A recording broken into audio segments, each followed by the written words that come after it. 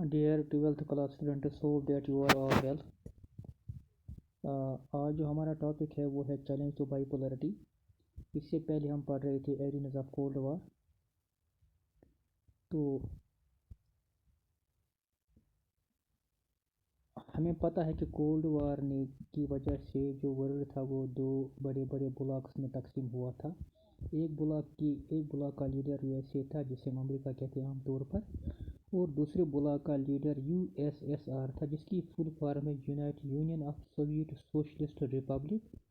और दूसरे ब्लॉक की लीडरशिप रशिया के हाथ में थी, और बहुत सारे छोटे छोटे ममालिक दोनों ब्लॉक्स को सपोर्ट कर रहे थे। तो इस तरह से दुनिया दो ब्लॉकों में तकसीम हो गया था।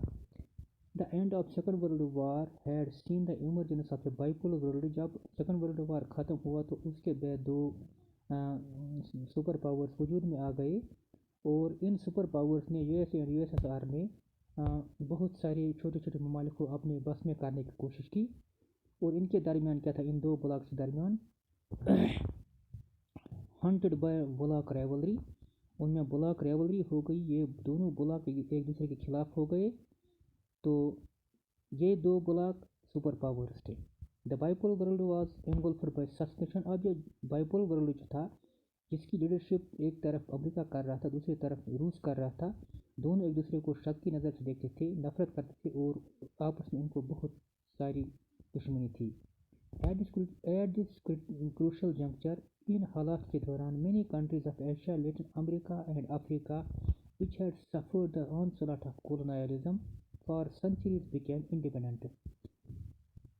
इन्हीं हालात के दौरान सेकेंड वर्ल्ड वार ख़त्म होने के बाद बहुत सारी Asian countries, Latin American countries और अफ्रीकन कंट्रीज़ जिन्होंने बहुत सालों से कोलोनियलिज्म को बर्दाश्त किया था, उसके जुल्म सितम को सहा था। क्योंकि हमें पता है कि जब हम हिस्ट्री के पेजेस को टर्न करते हैं तो वह हमें मिलता है कि अमीर मुल्कों ने, जिसमें खासतौर पर ब्रिटेन, फ्रांस, इटली और बहुत सारे बड़े बड़े ममालिक थे, पुर्तगाल, जिन्होंने छोटे छोटे ममालिक को अपने कब्जे में किया था और उनको कॉलोनी में तब्दील किया था।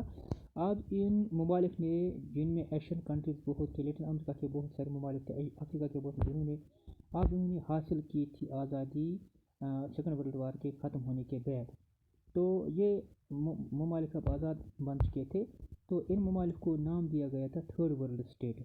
Most of this countries did not want to join any bloc और न्यू मिलिट्री अलायंस। और इन ममालिक में से कोई भी ममालिक जो आज़ाद हुए थे, कोई भी मुल्क ये नहीं चाहता था कि ये किसी मिलिट्री अलायंस, किसी ब्लॉक को सपोर्ट करे, क्योंकि ये नहीं चाहते थे कि हम अगर ये एक ब्लॉक को सपोर्ट करते, दूसरे ब्लॉक के दुश्मन होते, और इस तरह से इनकी आज़ादी को फिर से खतरा हो जाता था। इसलिए उन्होंने किसी भी ब्लॉक की हमायत नहीं की, ना यूएसए लेड ब्लॉक की, ना रूस, ना रशिया लेड ब्लॉक की। तो these countries therefore decided to pursue the path of non alignment.